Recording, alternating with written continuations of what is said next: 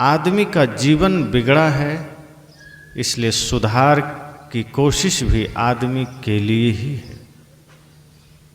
किसी भी जीव जंतु के लिए न सत्संग की व्यवस्था है, न कोई सुधार गृह की व्यवस्था है, न जेल की व्यवस्था है, न थाना, न न्यायालय, कुछ नहीं।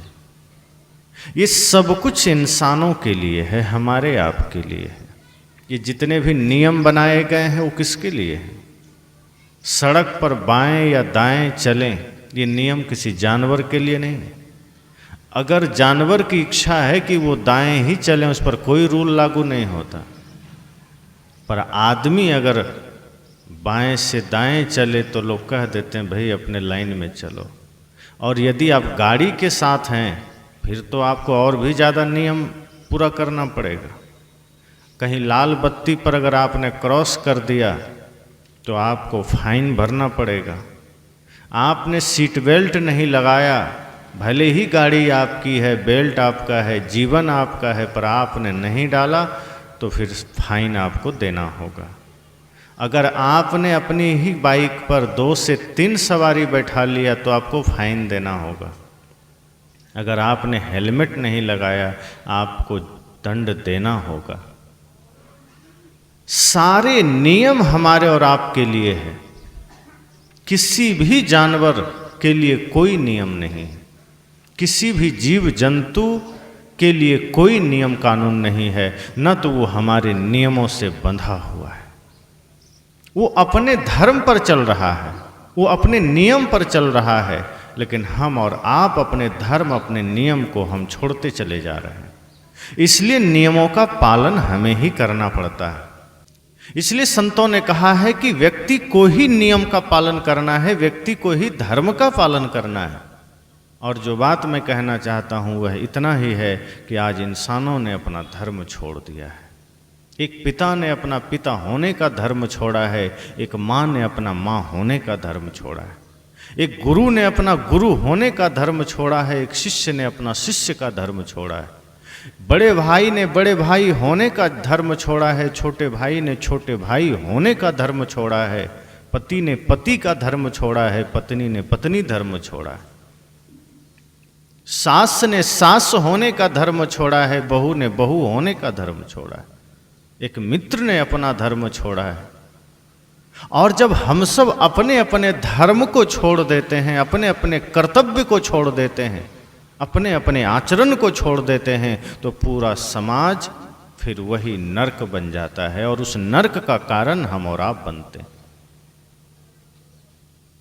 इसलिए आज शिक्षा तो हमने दिया है, आज सरकार ने भी शिक्षा की व्यवस्था कर दी है, पूरा काल से शिक्षा की व्यवस्था है, लेकिन पहले एक अंतर था और आज में एक अंतर है। पहले शिक्षा भी थी, साथ में संस्कार भी थे। आज शिक्षा रह गई, संस्कार खत्म हो गए। अब आप लोग भी कोशिश नहीं करते कि बच्चों को संस्कार भी देना है।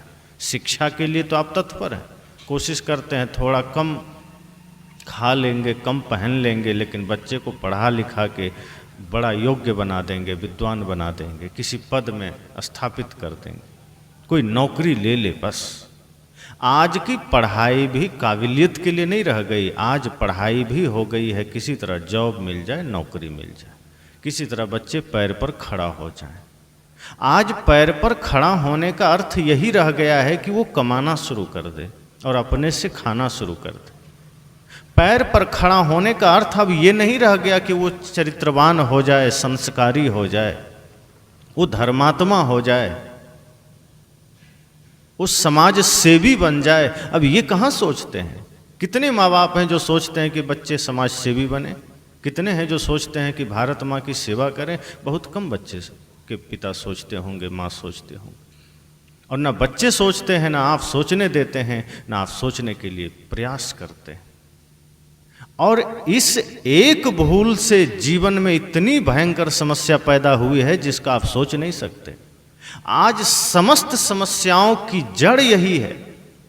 जहां भी कोई दुखी है, जहां भी समाज में कोई समस्या आई है, जहां भी समाज में कोई भी बवंडर हो रहा है, उन सब का कारण वहीं छिपा है कि जो बच्चे संस्कारी हो सकते थे, जिनको संस्कार की शिक्षा दिया जा सकता था, हमने वो दिया नहीं।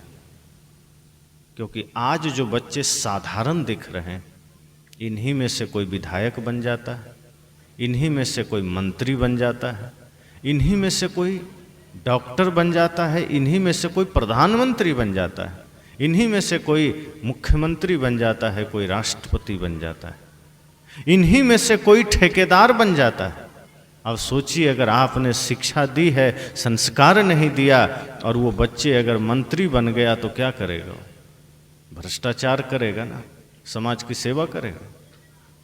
अगर आपने अपने बच्चों को सही संस्कार नहीं दिया, धन कमा लिया, पढ़ लिया और आगे चल के वो विधायक बन गया तो क्या करेगा?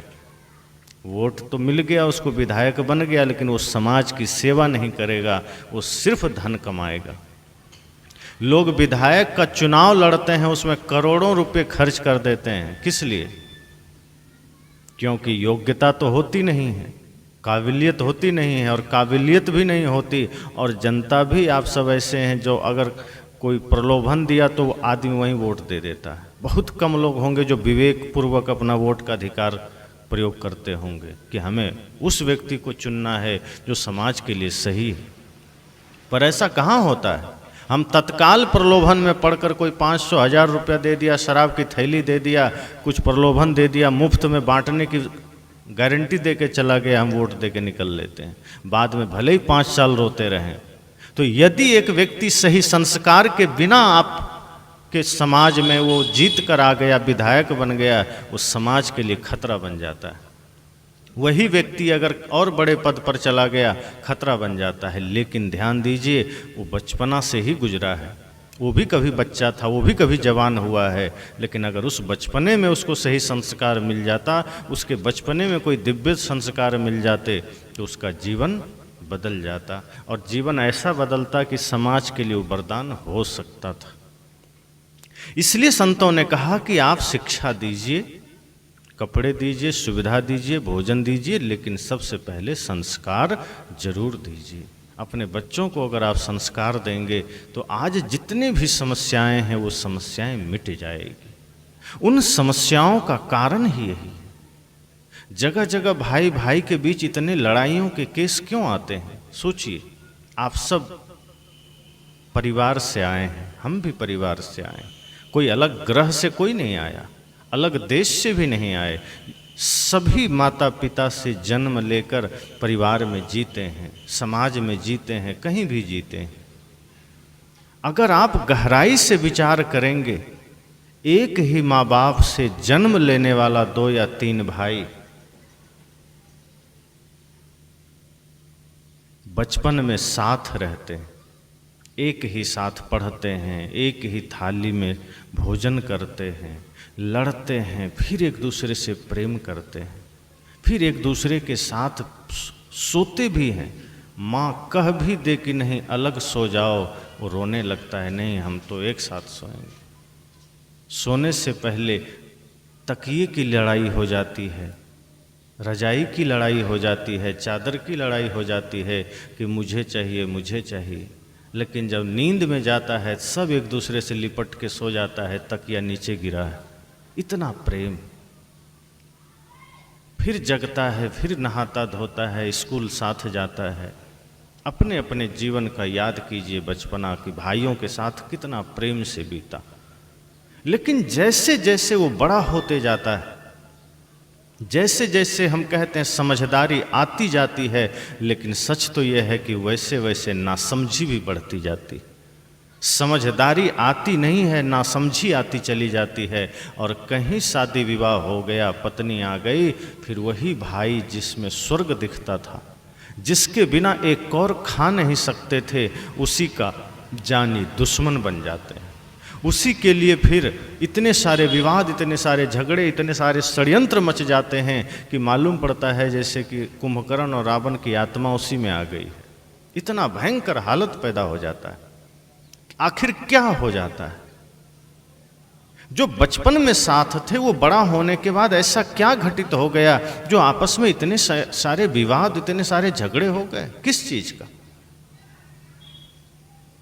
कितने ऐसे भाई हैं एक जगह एक आदमी, पहले तो बड़ा प्रेम था भाई से, लेकिन कुछ घटना ऐसी घटी कि वो अपने भाई से नफरत करने लगा।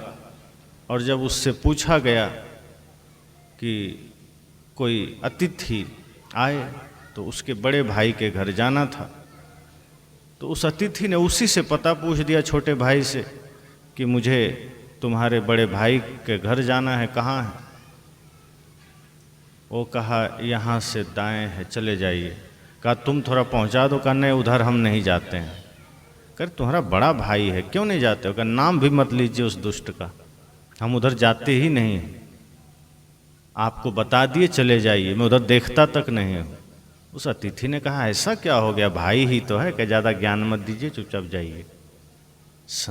उस अतिथि ने कहा हद है, बचपन में तुम उसके बिना रह नहीं पाते थे और आज उसके तरफ तुम देखते भी नहीं। भाई को इतना बड़ा दुश्मन बना लिया। कभी सोचिए कि क्या वजह है, क्या कारण है कि भाई के साथ इतना विवाद है? क्या वजह है? जिस माँ बाप ने पाला, जिस माँ बाप ने आपको आपकी परवरिश की, क्या वजह है कि शादी के बाद उसी माँ बाप को हम नकार देते हैं? उसी माँ बाप के आंखों के आंसू भी हमें दिखाई नहीं देते, उसी माँ बाप के हृदय की वेदना हमें सुनाई नहीं देता। ऐसा क्या हो जाता है? जिस पिता से हम इतना प्रेम करते हैं, जिस माँ से हम इतना प्रेम करते हैं, बस शादी हुई नहीं कि हम क्या ऐसा कर लेते हैं कि उनसे हम इतना नफरत घृणा करने लगते हैं, कि उनकी बातें पसंद नहीं आती, उनका होना पसंद नहीं आता, कि हम रास्ता ही अलग कर लेते हैं, शहरों में बस जाते हैं। संतों ने कहा विचार कीजिए, इस पर विचार करो, विचार जो सब दुख जाए। और याद कीजिए कि बचपना कितनी खुशी से बीतती है। एक बच्चे की बचपना कितनी सौम्य होती, कितनी पवित्र होती।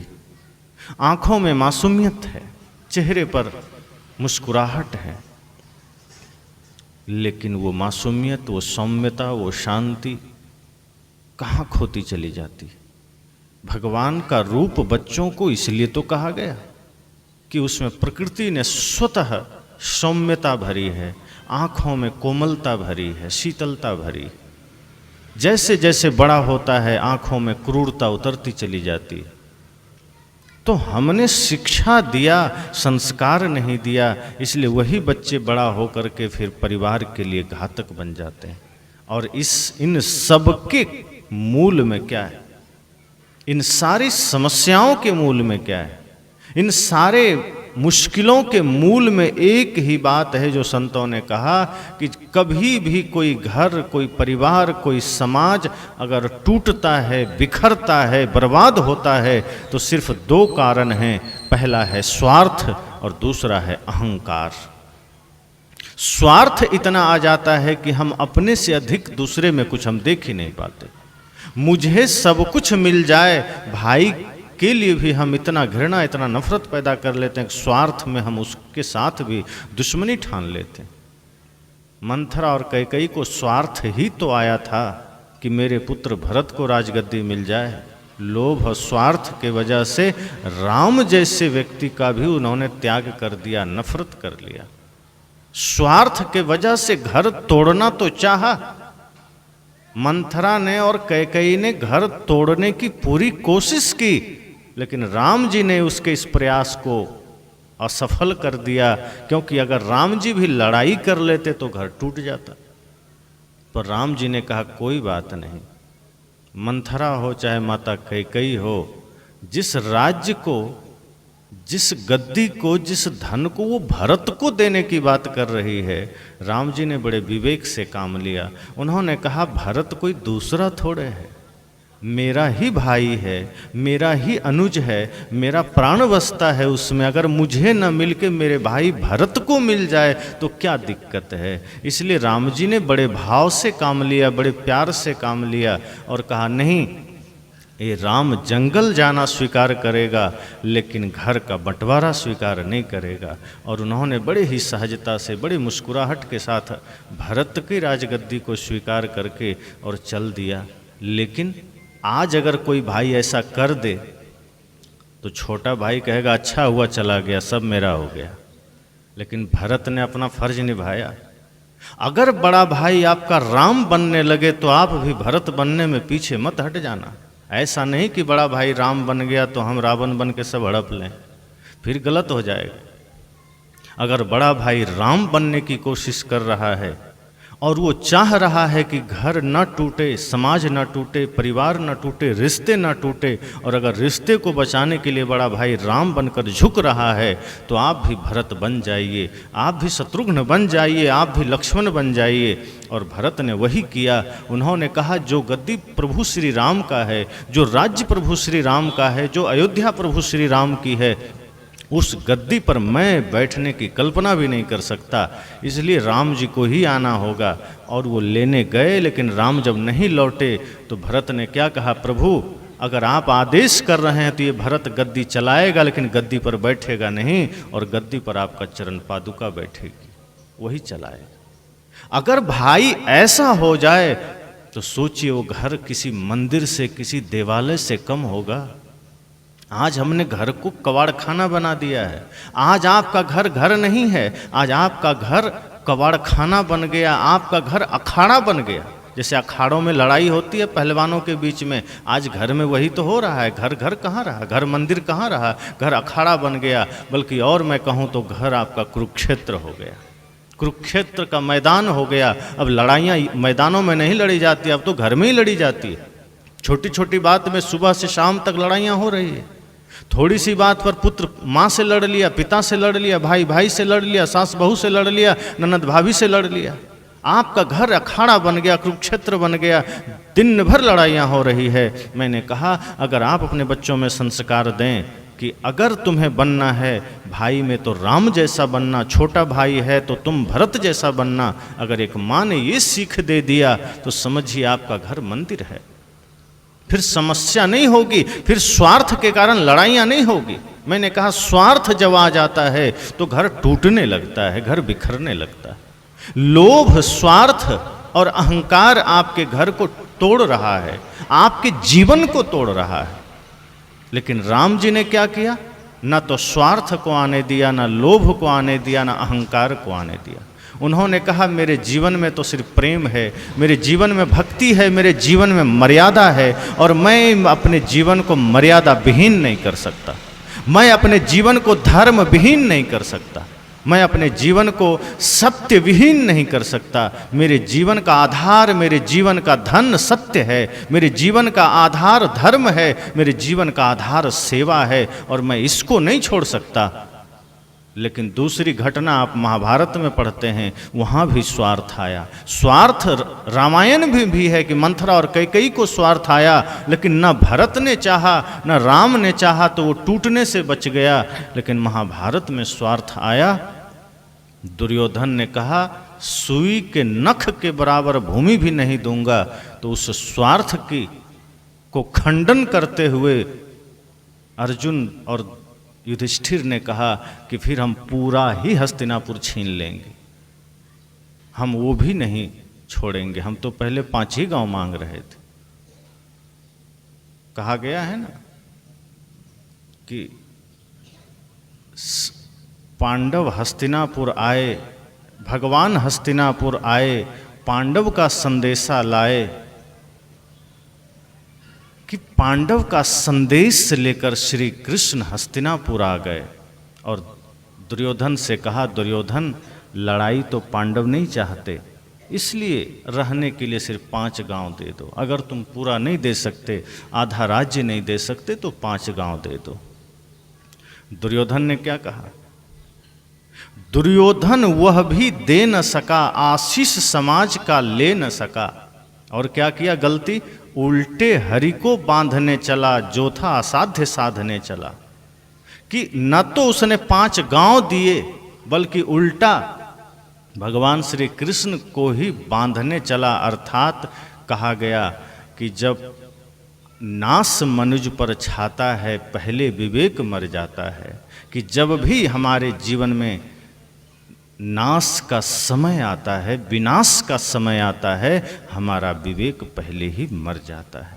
फिर हम गलत करने लगते हैं, फिर स्वार्थ में हम वो सब कुछ करते हैं जो पाप है। वही काम दुर्योधन ने किया, परिणाम क्या निकला? पूरा महाभारत में सिर्फ लड़ाइयाँ हो करके हस्तिनापुर मिट्टी में मिल गया। दुर्योधन के सभी भाई मारे गए, सारे योद्धा मारे गए, बड़े बड़े वीर मारे गए, अंत में पांडव बच गए। वो भी अब अवसाद में है, पीड़ा में है, सुखी नहीं हो पाए। मार करके पाया, सबको मारा, अंत में क्या मिला? रोने के सिवा कुछ नहीं। वो भी दुखी, और अंत में हिमालय में जाके गलना पड़ा कि पाप हो गया, अब तो गलना पड़ेगा।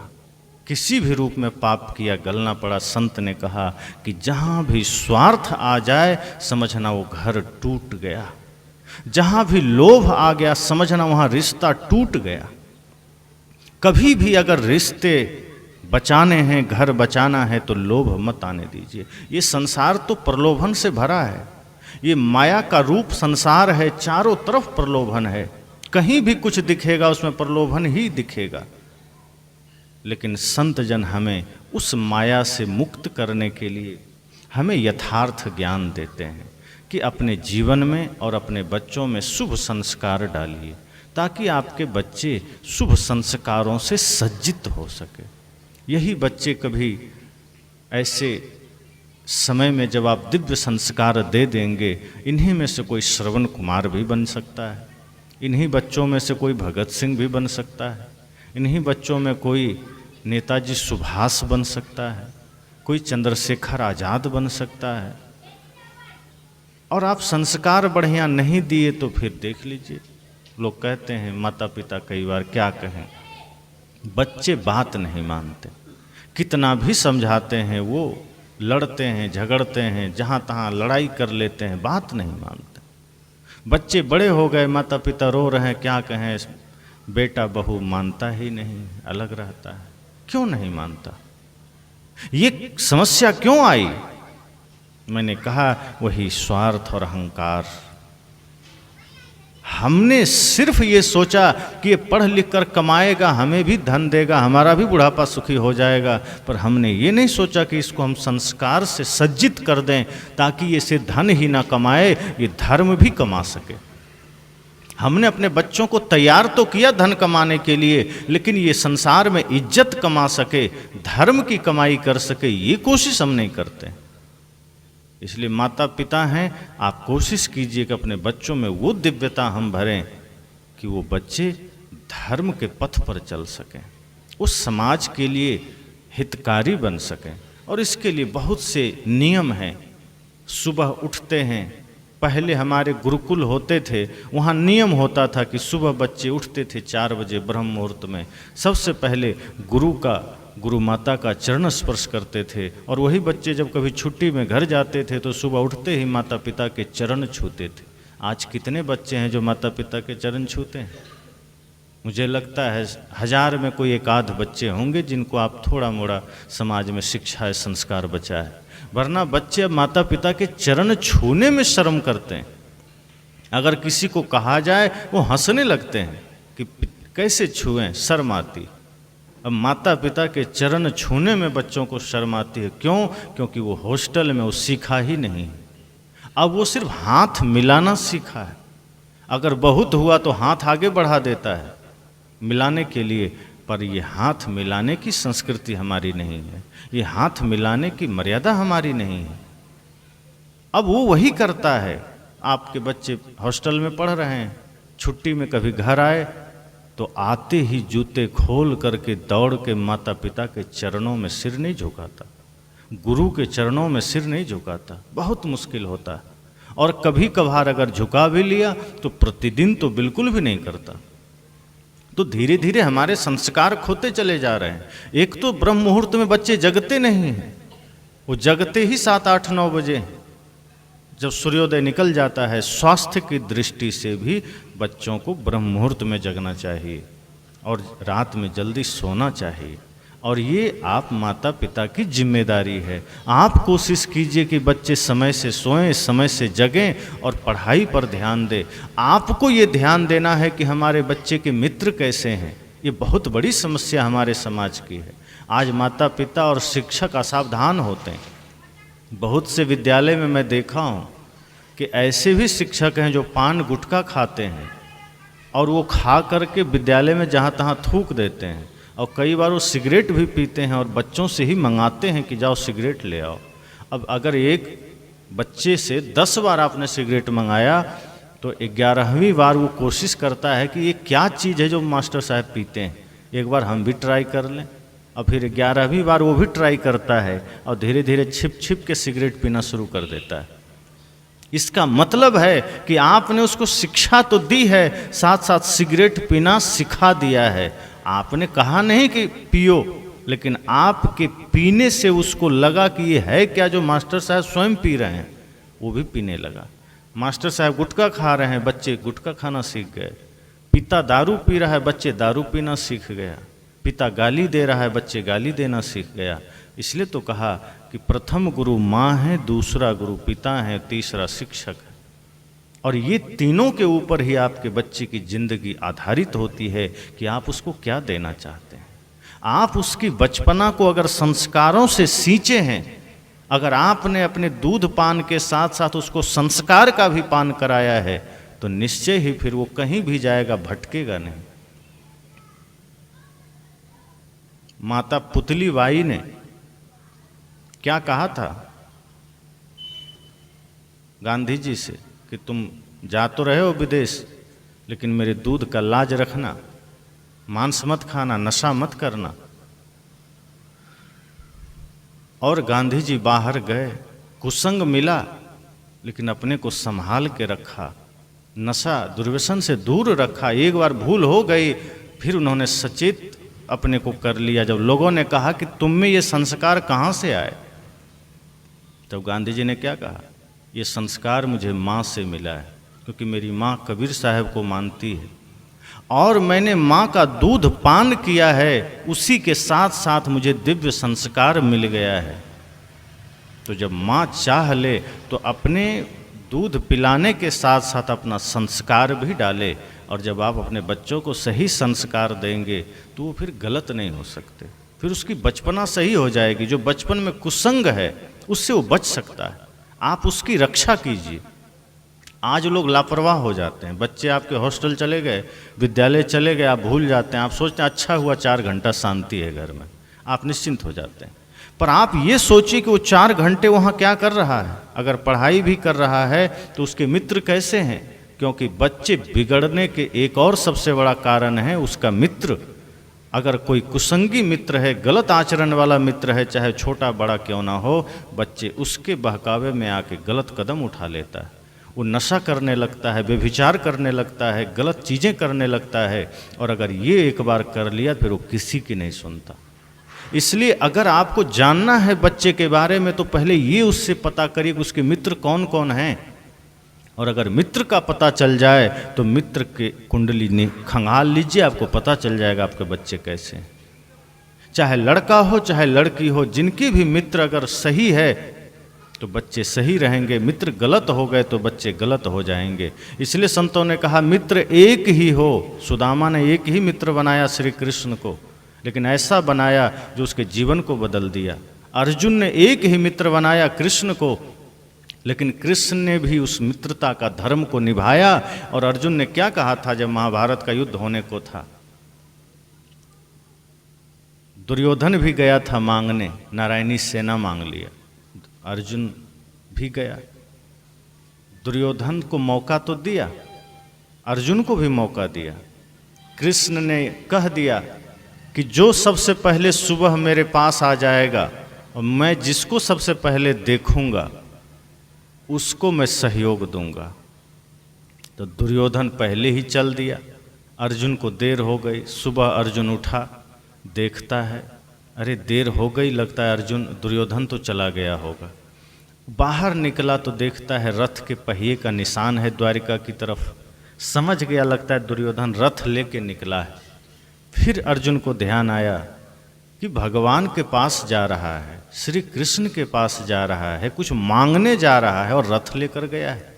याचक बन के नहीं गया है, ये तो घमंड में गया है, रथ पर सवार होकर गया है, राजा बनकर गया है। निश्चय ही उसको बैठने भी नहीं आया होगा। जो जिसको चलना नहीं आया तो बैठना कहाँ से आएगा। लगता है मेरी सीट छोड़ के बैठा होगा। अर्जुन पहुंचा तो सच में देखता है दुर्योधन कृष्ण के सिर की तरफ बैठा है। धन्यवाद दिया, मन ही मन कहा धन्यवाद दुर्योधन भैया, तुमने मेरा सीट छोड़ दिया है। और अर्जुन श्री कृष्ण के चरणों की ओर बैठा और हाथ जोड़कर प्रतीक्षा करने लगा कि श्री कृष्ण की नींद खुलेगी, आंख खोलेंगे और मैं उनसे सहायता मांगूंगा। श्री कृष्ण की नींद खुली, उठते हैं, सामने अर्जुन को देखते हैं। श्री कृष्ण ने कहा अर्जुन तुम आ गए। जैसे ही कृष्ण ने कहा अर्जुन तुम आ गए, पीछे से दुर्योधन कहता आ गए, हम आधी रात से बैठे हैं, हमको भी तो देखिए। तब कृष्ण उसके तरफ देखते हैं, तुम भी आए हो? अरे तुम भी क्या, मैं तो आधी रात से बैठा हूँ, दुर्योधन अर्जुन तो अभी आया है। का बात ठीक है, अर्जुन अभी आया है, पर देखा तो मैं पहले अर्जुन को। तुम आधी रात को आए, फिर भी तुम पीछे बैठे थे और पीठ में तो आँख है नहीं। तो मैंने तो पहले अर्जुन को देखा है, इसलिए पहला सहयोग मांगने का हक अर्जुन को मिलता है, तुम्हें नहीं। तो दुर्योधन ने कहा मुझे पता था पक्षपात करेंगे, आप मुझे भला क्यों, मैं भी तो आपका अपना हूँ, रिलेशन में हूँ, मुझे सहयोग दीजिए।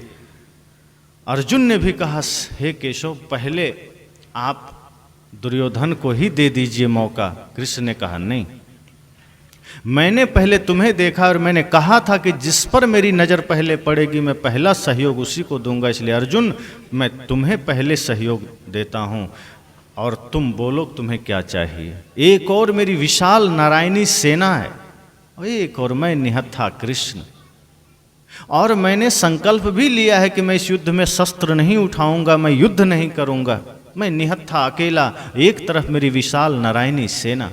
अर्जुन ने क्या कहा कि मैं नारायणी सेना से सहयोग प्राप्त करने नहीं आया हूँ, मुझे तो केवल नारायण चाहिए, आप चाहिए बस। इस बात पर दुर्योधन इतना खुश हुआ मन ही मन कि अच्छा हुआ ये मूर्ख नारायणी सेना नहीं मांगा, अगर ये नारायणी सेना मांग लेता तो हमारा तो सब डूब जाता।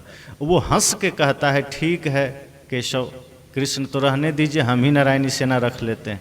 उसको लगा हम विजयी हो गए। और तब अर्जुन ने क्या कहा, जो अहंकार में गया वो नारायणी सेना लेके चला गया, वो संसार को लेके चला गया, वो भगवान को नहीं लिया, उसने परमात्मा को नहीं लिया। एक प्रतीक है कि जिसके भीतर श्रद्धा थी, भक्ति थी, प्रेम था, उसने स्वयं परमात्मा को मांगा, लेकिन जिसके अंदर अहंकार था, घमंड था, उसने संसार मांग के चला गया। और वहाँ पर अर्जुन ने क्या कहा कि आप मेरे मित्र भी हैं। और तब कृष्ण ने कहा कि अर्जुन तुम चाहते तो नारायणी सेना मांग सकते थे, तुम्हें अवसर मिला था, तुमने मुझ निहत्थे वासुदेव को क्यों मांगा। अर्जुन ने कहा आप मेरे मित्र भी हैं और मुझे इस पूरे युद्ध में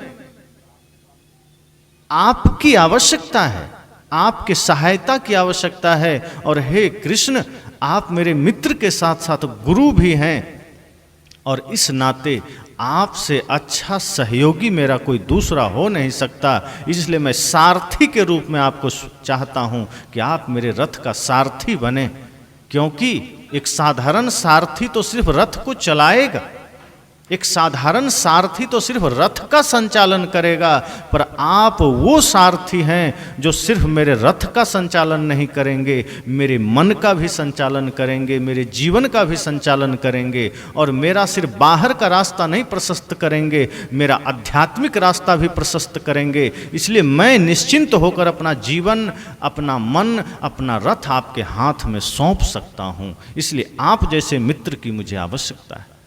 और कृष्ण ने अपनी मित्रता निभाया, अर्जुन को सिर्फ रथ ही नहीं चलाया, उन्होंने उसके मन का भी नियंत्रण किया, युद्ध में उसकी संपूर्ण यात्रा करवाई। तो मित्र एक ही हो, लेकिन कृष्ण की तरह हो।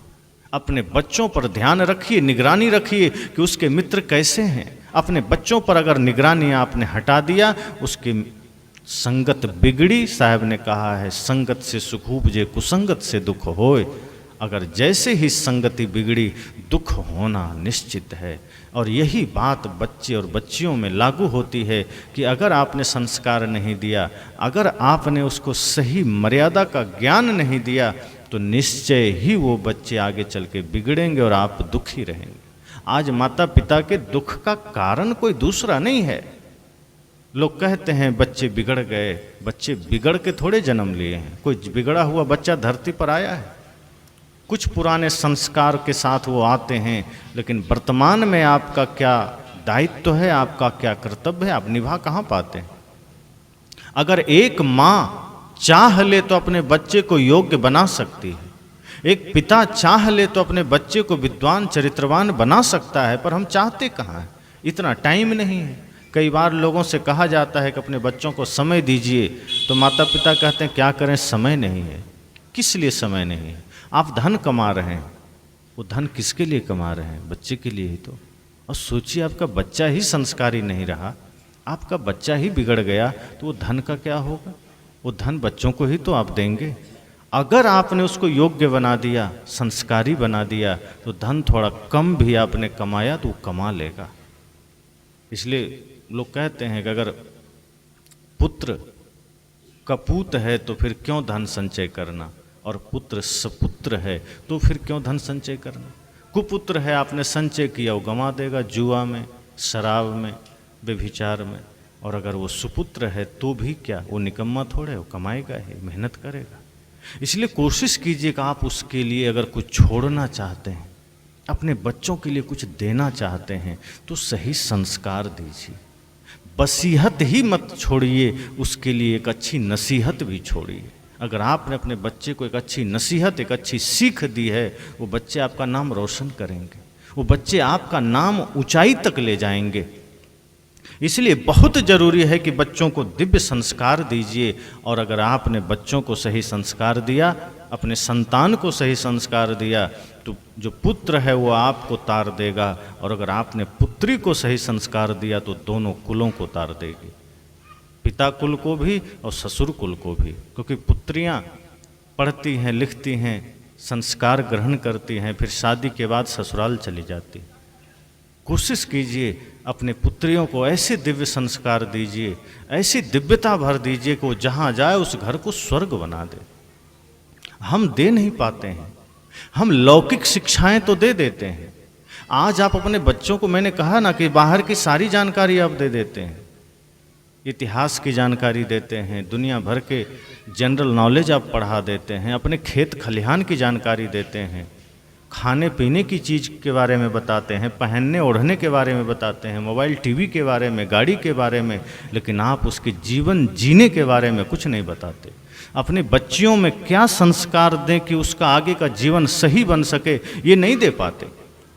पहली सावधानी तो जब जन्म लेता है बच्चा तब रखिए कि उसके सामने कभी तंबाकू, बीड़ी, सिगरेट मत खाइए पीजिए, उसके सामने कभी गाली मत दीजिए। आज लोग सोचते हैं 3 महीने 6 महीने के बच्चे अबोध है, क्या मतलब उसके सामने बीड़ी भी आदमी पी लेता है, सोचता है ये क्या जानेगा।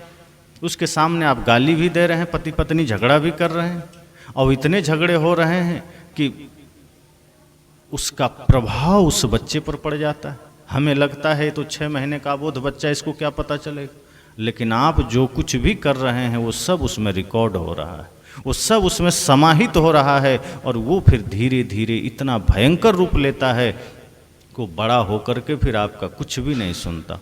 इसलिए अपने बच्चों में सही संस्कार दीजिए, ऐसी कोई गलती मत करिए, ऐसा कुछ काम मत करिए, सामने में झगड़ा मत करिए। अगर आप झगड़ते हैं उसके सामने, कुछ नशा करते हैं, वो सब रिकॉर्ड हो रहा है। तो पहली सावधानी तो रखिए कि बचपन में उसके सामने कुछ गलत मत करिए, न गलत खाइए न पीजिए। दूसरी सावधानी, जब वो पढ़ने जाए तब उसके संस्कारों का ध्यान रखिए, उसे महापुरुषों की जीवनियाँ पढ़ाइए। पहले दादा दादी सुनाया करते थे, मैं जब छोटा था तो दादी मुझे राम जी की कहानी, कृष्ण की कहानी, बुद्ध महावीर सदगुरु कबीर की कहानी सुनाती थी, भगत सिंह की कहानी पढ़ पढ़ के पूरा बताती थी। तो पहले दादा दादी लोग ऐसा करते थे कि अपने छोटे छोटे बच्चे जो होते थे, पोता पोती, उनको संत महापुरुषों की कहानियाँ, शास्त्रों के कुछ शब्द और अपने महापुरुषों की जीवनियाँ सुनाते थे। उससे क्या होता है, बच्चे में एक प्रेरणा आती है, उसके भीतर एक जागरण आता है। दूसरी बात, जब बच्चे बड़े हो जाएं और जब शादी का समय आए तब भी शिक्षा दीजिए। तब संस्कार दीजिए कि अगर पुत्र है और वो शादी करके पत्नी घर ला रहा है तो अपने बच्चों को वो शिक्षा दीजिए कि तुम पत्नी नहीं जीवन साथी लेकर आ रहे हो, क्योंकि उसके जीवन साथी ही कहा जाता है। पत्नी को अर्धांगिनी कहा जाता है। अर्धांगिनी का मतलब जो आपके आधे अंग के समान है, और आधा अंग और आधा अंग दोनों मिलकर पूर्ण अंग बनता है।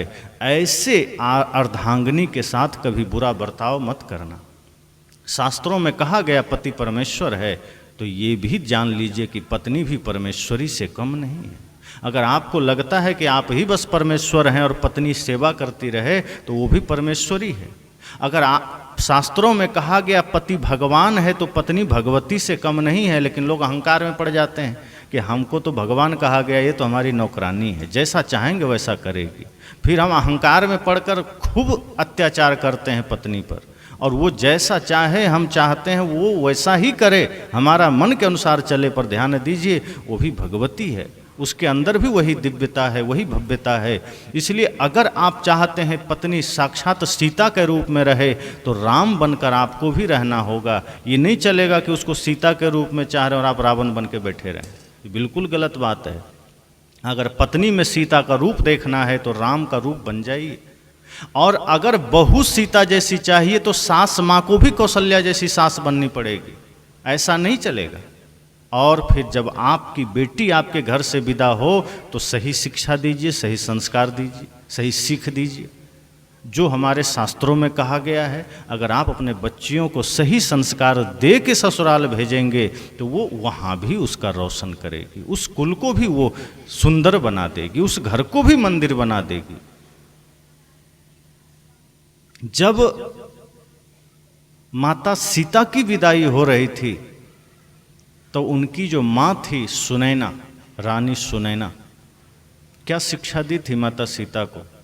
उन्होंने कहा था, बेटी अब तुम जहाँ जा रही हो वही तुम्हारा घर है, और उस घर को मंदिर समझना। और जो सास ससुर गुरु सेवा करेहु, पति रुख देख आयस अनुसरेहु। सास ससुर और गुरु की सेवा करना, और जो पति हैं परमेश्वर हैं उनका रुख, उनके भाव को देख करके वैसी आज्ञा मानना। ये माता ने अपनी पुत्री को कहा। आज की माताएं ऐसा नहीं कहती। आपकी पुत्री विदा होती है तो आज की माता कहती है, नंबर याद रखना मेरा। अगर सास ने थोड़ा भी उठपटांग किया तुरंत फोन करना, तुम्हारे कॉल कटने से पहले हम वहाँ खड़े हो जाएंगे गाड़ी लेके और दिखा देंगे। इसलिए ध्यान देना, कमज़ोर मत पड़ना, मेरी लाज रखना, सास के मुंह पर झाड़ू से मार देना। आशय यही होता है, खुलकर ऐसा नहीं कहती है, पर लक्ष्य यही होता है कि बेटी चिंता मत करना, हम हैं, कोई कुछ भी कहे बता देना, कोर्ट है, कचहरी है, नियम है, कानून है। आप अपने बच्चों को ये संस्कार देकर भेजिए ना कि तुम कोई भी समस्या आए मेरी बेटी, लड़ना समस्याओं से, लोगों से नहीं लड़ना। अपने जीवन में वो प्रेम धारण करो।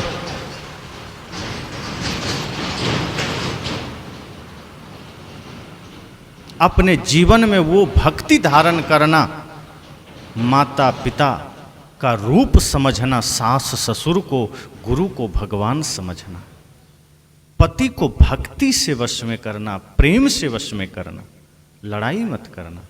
और कुछ भी ऊंच नीच हो तो सास ससुर के पास ही प्रार्थना करना। ऐसा कुछ मत करना कि तुम्हें यहाँ की याद आए। वही तुम्हारा घर, वही तुम्हारा मंदिर है।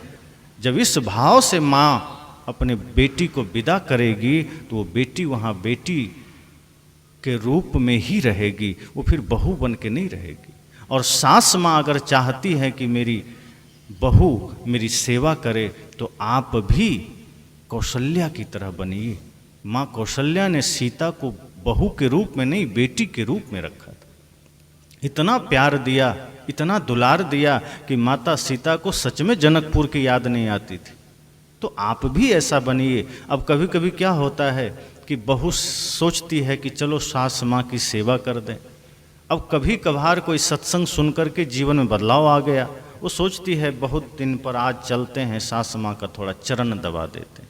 अब वो गई चरण दबाने, सास सोचती है पहली बार चरण दबाने आई, दबाने देते हैं, जबकि संतों ने कहा कि अगर बहू दबाने चला जाए आपका चरण तो 5-7 मिनट में रोक दीजिए, कहिए बस बहू हो गया, जाओ आराम करो। लेकिन आज की सास माँ क्या सोचती है कि पहली बार तो आई है, पता नहीं कल आए ना आए, इसलिए जितना है दबा ही लो तुम। मना भी नहीं करती कि बस करो बहू जाओ। और जब मना नहीं करती है तो बहू को भी गुस्सा आता है कि एक तो मैं पहली बार आई हूँ, मना भी नहीं कर रही। चलो कोई बात नहीं, आज दवाई तो दवाई, कल से फिर बंद, बस बंद हो जाता है। दोनों तरफ से भाव रखिए। झगड़ा का कारण ही नहीं है कुछ, हम कारण बना लेते हैं। अगर हम सही संस्कार, सही शिक्षा अपने जीवन में धारण कर लें, अपने शास्त्रों को हम पढ़ते हैं, पूजा करते हैं, मंदिर जाते हैं, कुछ ले नहीं पाते हैं। वही माता सीता जब अनसुईया जी के पास जाती हैं, क्या कहती हैं माता अनसुईया? शिक्षा देती हैं, जानती है ये सब कुछ जान रही हैं, फिर भी माता सीता जिज्ञासा से हाथ जोड़कर बैठती है और माता अनसुईया से कहती है कि आप मुझे ज्ञान दीजिए कि हम कैसे सुखी रहें। तो माता अनसुईया ने बहुत सारी शिक्षाएं दी, लेकिन एक जो सबसे महत्वपूर्ण शिक्षा उन्होंने दिया कि आज की माताएं बहुत सारी व्रत करती हैं, कोई तीज का व्रत है, कोई एकादशी का व्रत है, करवा चौथ का व्रत है, और पता नहीं क्या क्या बहुत सारा व्रत है। और पति से भले ही मीठा व्यवहार ना हो, पति के साथ झगड़ा चल रहा है, लेकिन व्रत जरूर करेंगे। माता अनसुईया ने कहा माता सीता से, एक ही व्रत एक धर्म नेमा, काय वचन मन पति पद प्रेमा। उन्होंने कहा हे सीते, एक ही धर्म है तुम्हारा, एक ही व्रत है, एक ही नियम है, दूसरा किसी व्रत की आवश्यकता नहीं है, दूसरा किसी नियम की आवश्यकता नहीं है। अगर मन वचन और कर्म से पति के ही चरणों में प्रेम है, पति के ही आज्ञा के अनुसार चल रही हो, तो फिर कोई व्रत करने की आवश्यकता नहीं है। सोचिए कितनी बड़ी सीख उन्होंने दे दी। और हम आज क्या करते हैं? आज होता क्या है, पति की आज्ञा भर नहीं मानना है, बाकी सारे व्रत कर लेते हैं। व्रत उसी के लिए कर रहे हैं और उसी की आज्ञा नहीं मानना है, उसी से झगड़ा भी कर रहे हैं और व्रत भी रख रहे हैं, उपवास भी रख रहे हैं। माता अनसुईया कहती फिर किसी काम का नहीं है कोई व्रत। तो व्रत भी जीवन में यही है, त्याग भी यही है, धर्म भी यही। अगर आपने सही संस्कार दिए तो वो सारे व्रत आपके जीवन में उतर आएंगे, सारे तीर्थ आपके जीवन में उतर आएंगे, सारा धर्म आपका पूरा हो जाएगा। और वो इसी में है। उपवास रहने से ही कोई व्रत थोड़े हो जाता है। उपवास रहेंगे पेट सही हो जाएगा, जरूरी है, रहिए सप्ताह में एक दिन। लेकिन ये सोचिएगा कि उपवास रहने से पति की आयु बढ़ जाएगी, ऐसा नहीं होता। व्रत रहने से पति की आयु नहीं बढ़ती है, पति से मीठा व्यवहार रखने से उसकी आयु बढ़ेगी, उससे झगड़ा नहीं करने से आयु बढ़ेगी, और पत्नी से आप बढ़िया व्यवहार रखेंगे तो पत्नी की भी आयु बढ़ेगी। लोग कहते हैं जब जीवन में खुशियां हो, हंसी हो, मुस्कुराहट हो तो आयु बढ़ जाती है, और जब जीवन में विषाद हो, झगड़ा हो, नफरत हो, घृणा हो तो आयु घट जाती है। तो हम लड़ाई कर कर के एक दूसरे का आयु छीन कर देते हैं। भाई भाई में लड़ाई हुआ, आयु क्षीण हो गई, शरीर पर प्रभाव पड़ जाता है, आपके शरीर के अंग सब डिस्टर्ब हो जाते हैं। इसलिए संस्कार बहुत जरूरी है। बच्चियों को ऐसा संस्कार दीजिए जो माता सुनैना ने दिया था माता सीता को, कि ससुराल जाना लेकिन दिव्यता के साथ रहना। माता वही हैं तुम्हारे, पिता वही हैं तुम्हारे, पति ही परमेश्वर हैं और गुरु ही आराध्य हैं, गुरु ही देवता हैं। एक घटना याद आई, एक बहू बहुत परेशान हो गई अपने सास से। अब पढ़ लिख कर गई थी, संस्कार पाई नहीं थी, कॉलेज से शादी हो गई, सीधे घर में कभी रहना नहीं हुआ, संस्कार सीखने का मौका नहीं मिला। शिक्षा तो ली थी बढ़िया, गई तो सास के साथ एडजस्ट हो नहीं पा रही थी, बात बात में झगड़े हो जाए, बात बात में विवाद हो जाए। अब ये देखकर सास भी गुस्सा में रहे, वो भी बात बात में वो भी गाली देने लगी, वो भी फटकारने लगी, परेशान हो गई। एक दिन ये घर छोड़ के चली आई, पिता डॉक्टर थे बड़े। गई अपने पिता से कहती है, पिताजी मुझे जहर दीजिए। कह क्या हो गया, जहर क्यों खाओगे? नहीं मैं नहीं खाऊंगी, अपनी सास को खिलाऊंगा।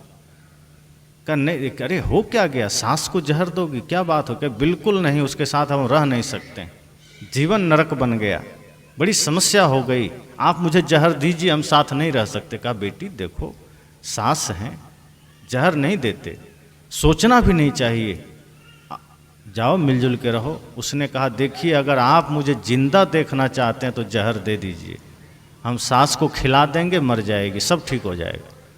पिता ने सोचा ये तो जिद ठान दी है, क्या करें। सोचा चलो अब कुछ तो दिमाग लगाना पड़ेगा। तो पिता ने कहा देखो ऐसा है, अब अगर हम जहर दे दें और कल ही वो मर जाए तो तुम फंस जाओगे, फिर जेल चली जाओगे।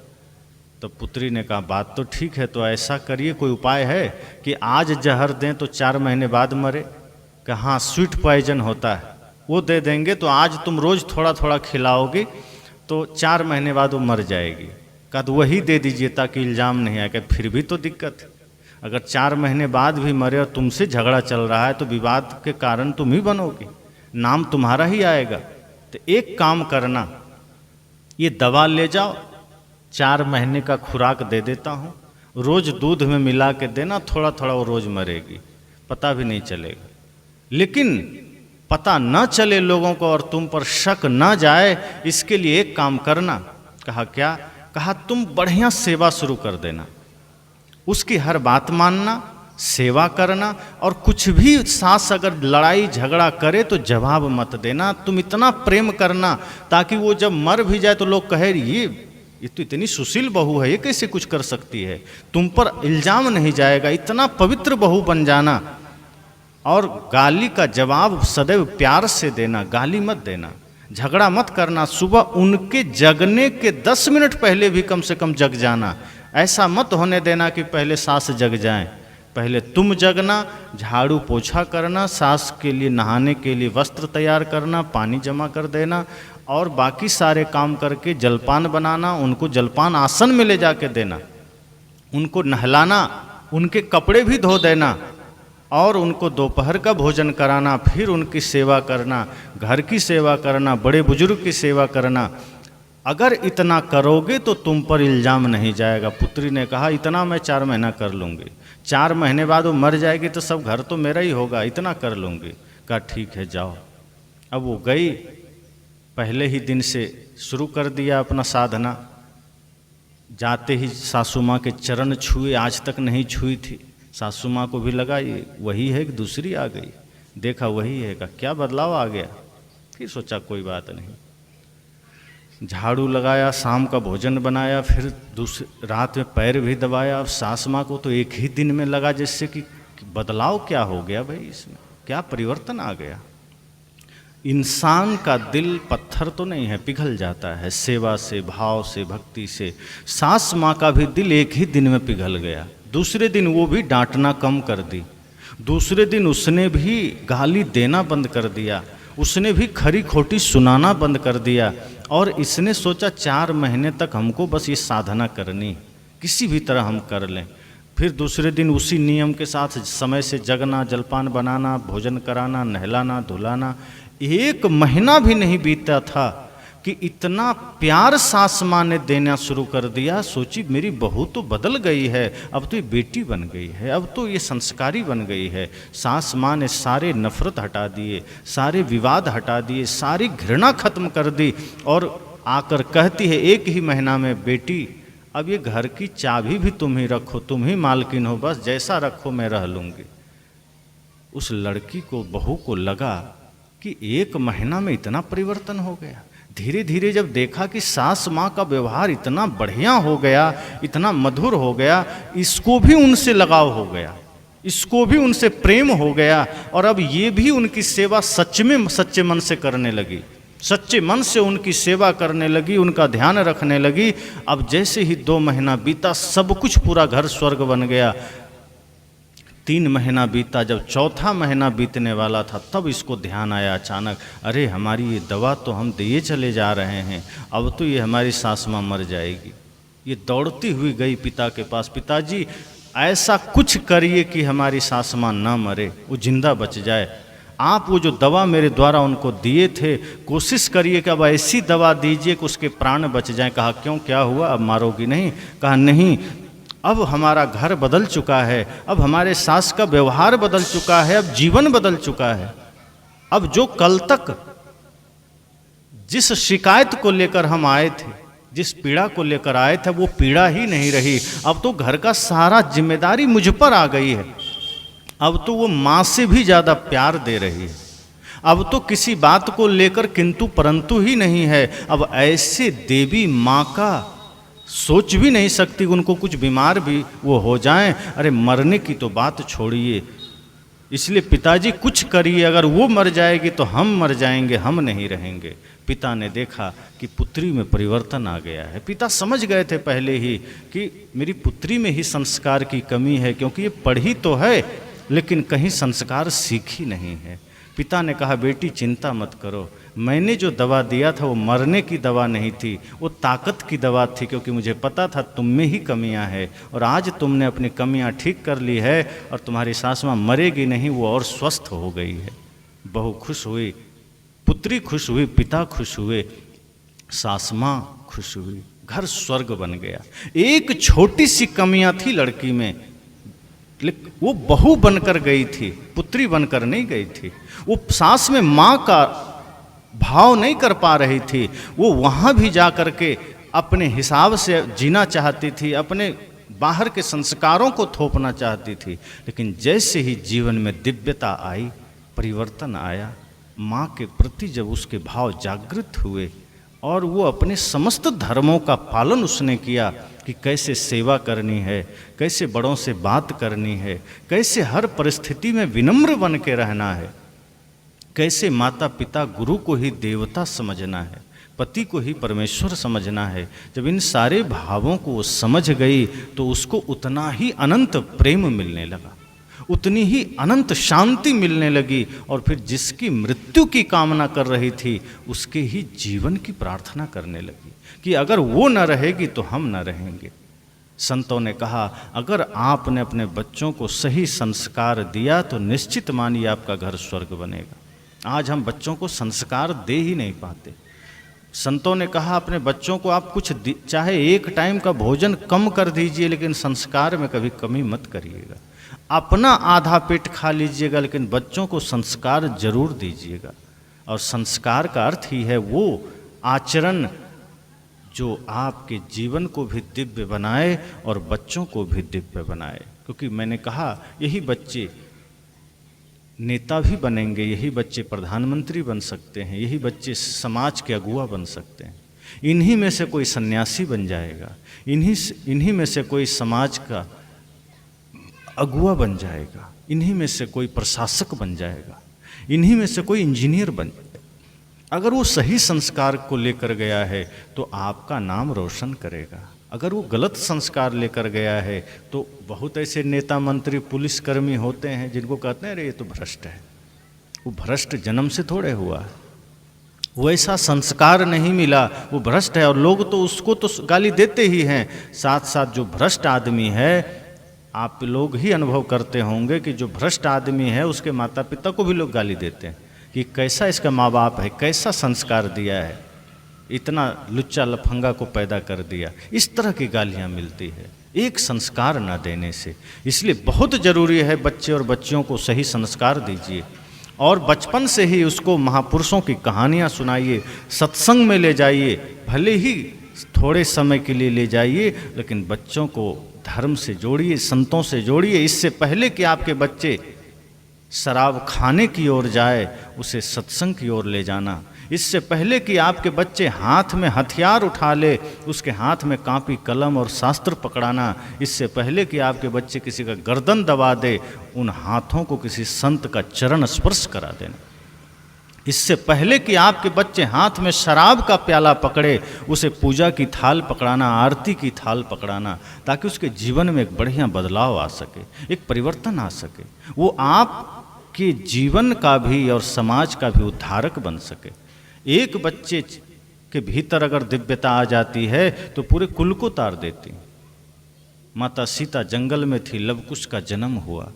वहाँ न राम थे, न लक्ष्मण थे, न वहाँ वशिष्ठ थे, न विश्वामित्र थे। वो हताश नहीं हुई, माता सीता निराश नहीं हुई, और न तो पति पर गुस्सा निकाली। उसने सोचा मेरे कर्म में जो था मुझे मिला,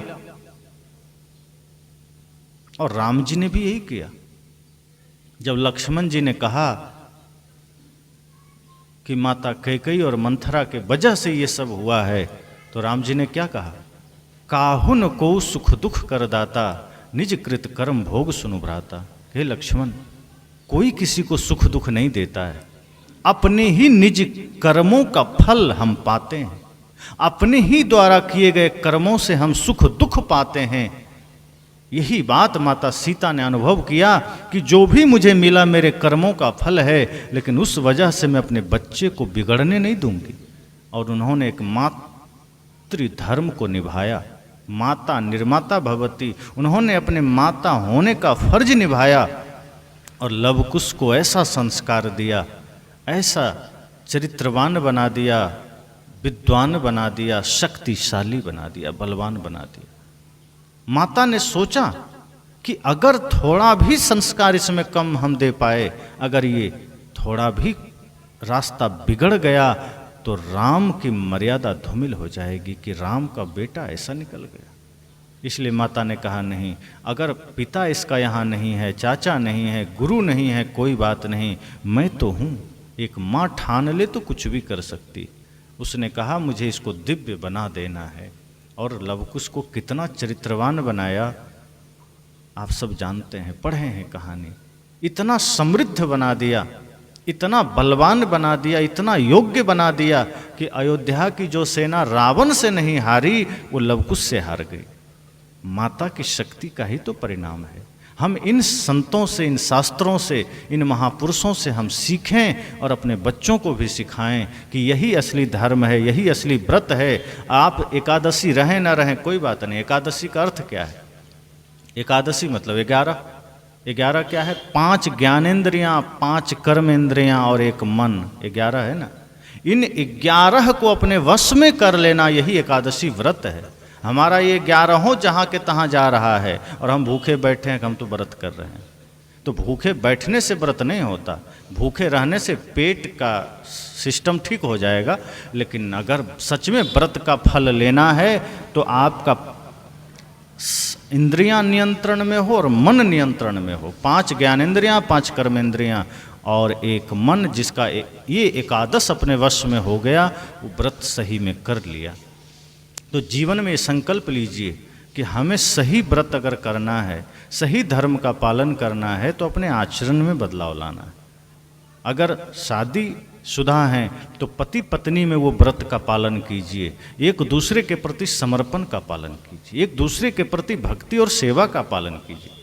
शास्त्र ये नहीं कहता कि सिर्फ पत्नी को ही अपना धर्म निभाना है, पति को धर्म निभाना है। शास्त्र ये नहीं कहता कि सिर्फ शिष्य को ही धर्म निभाना है, गुरु को भी धर्म निभाना है। संत ये नहीं कहते कि सिर्फ सास बहू में बहू को ही धर्म निभाना है, सास को भी निभाना है। और जब दोनों ओर से समर्पण, दोनों ओर से प्रेम होता है, तब फिर घर मंदिर बन जाता है। इसलिए बीच में कभी स्वार्थ मत आने दीजिए। धन, जमीन, पद और प्रतिष्ठा के कारण अपने घर को टूटने मत दीजिए। अगर घर आपके स्वार्थ और अहंकार के वजह से, लोभ के वजह से टूट रहा है, इसका मतलब आप जीवन को गंवा दिए। इसलिए मैंने कहा कि आज हम सबको अपने अपने धर्म का पालन करना चाहिए। अगर कोई भी शिक्षक हैं तो शिक्षक होने का धर्म निभाइए। अब शिक्षक तो टीचर बन गए, मास्टर, पहले गुरु कहलाते थे, पुनः गुरु के रूप में स्थापित रहिए। और आज भी बहुत से जगह लोग हैं जो शिक्षा जगत में हैं, लेकिन वो गुरु रूप में हैं। अपना भी संस्कार बढ़िया है, बच्चों को भी सही संस्कार देते हैं। तो पुनः गुरु बनिए। और माता पिता आप हैं तो आप सच में प्रथम गुरु के हकदार हैं, प्रथम गुरु आप हैं ही। आप जो शिक्षा देंगे बच्चों को, वही उसके जीवन का आधार बनेगा। आप जो संस्कार देंगे बच्चों को, वही उसके भविष्य का आधार बनेगा। अगर आप चाहते हैं आपके बच्चे का भविष्य बढ़िया हो, तो अभी से सही शिक्षा, सही संस्कार देना शुरू कर दीजिए। और जैसे ही हम सब अपना अपना धर्म, अपना अपना फर्ज निभा लेंगे, ये जीवन सबका मंदिर बन जाएगा, ये घर मंदिर बन जाएगा। ये सत्संग इसलिए तो है, ये सत्संग और किस लिए है? लोग यज्ञ करते हैं, हवन करते हैं, सोचते हैं यज्ञ करेंगे तो अगर बारिश नहीं हो रही तो बारिश हो जाएगी, हवन करेंगे तो समाज में समस्या का समाधान हो जाएगा, दुख दर्द मिटेगा, पर उससे शायद न मिटे, वातावरण थोड़ा शुद्ध हो जाएगा। पर जो यज्ञ ये हो रहा है, ज्ञान यज्ञ, जो हवन यह है ज्ञान का हवन, इस ज्ञान यज्ञ में जब हम अपने अपने मन की बुराइयों को, अपने अपने गंदगी को, अपने अपने मन के विकारों की आहुति इस ज्ञान कुंड में डाल देंगे तो ये यज्ञ सफल हो जाएगा। और ये यज्ञ जब सफल होगा तो हम सब के भीतर से जो विकार यहाँ आकर के जल के राख होंगे तो सबका मन निर्मल हो जाएगा, और मन निर्मल होगा तो आपका घर, आपका मन मंदिर बन जाएगा। तो हम सब का घर मंदिर बन सके, हम सब का जीवन पवित्र हो सके, इसके लिए ज़रूरी है अपने अपने धर्म के बारे में सोचिए। कोई पूछे आपका धर्म क्या है तो मत कह दीजिएगा कि हाँ हमारा हिंदू धर्म है, कबीरपंथ धर्म है, बौद्ध जैन धर्म है, ये संप्रदाय है। अगर कोई कहे आपका धर्म क्या है तो आप कहिए कि हमारा धर्म वैसे तो इंसानियत है, हमारा धर्म प्रेम है, हमारा धर्म सत्य है, पर हम जिन रिश्तों में जहाँ जहाँ हैं उस रिश्ते को भली भांति जीना वो भी हमारा धर्म है। कोई सेना में है तो देश की रक्षा करना उसका धर्म है, भले ही हजारों लोगों पर गोलियां चलाना पड़े। आज आप किसी की हत्या कर देंगे तो आप जेल चले जाएंगे, जाएंगे कि नहीं? आज अगर अभी कोई आदमी यहाँ किसी को मार दे तो उस पर धारा 302 के तहत फांसी की सज़ा या उम्र कैद की सज़ा हो जाएगी। लेकिन देश की सीमा की सुरक्षा करने के लिए जो आर्मी खड़ी है, जो सेना खड़ी है, वो एक दिन में 10,000 आतंकवादी को भी मार दे तो उसको फांसी होगी? नहीं होगी। उसको मेडल दिया जाएगा, सम्मान दिया जाएगा, उसकी जय जयकार होगी। हम सब अभी ताली बजाएंगे कि सेना ने बड़ा काम किया। मारा तो उसने भी, हत्या उसने भी की है, किसी का प्राण हरा है। क्यों अंतर हो गया? क्योंकि उसका ध्येय स्वार्थ का नहीं है, उसका लक्ष्य, उसका उद्देश्य अपना निज हित नहीं है। उसकी हत्या के पीछे भी राष्ट्र का कल्याण और राष्ट्र की रक्षा है।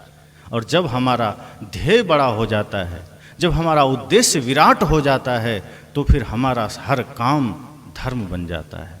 फिर वो सेना के द्वारा किया गया नरसंहार उसको नहीं कहते, फिर उसको कहते हैं कि रक्षा किया, उसने राष्ट्र की रक्षा किया, समाज की रक्षा किया। इसलिए मैंने कहा हर किसी को अपना अपना धर्म, अपना अपना फर्ज निभाना है।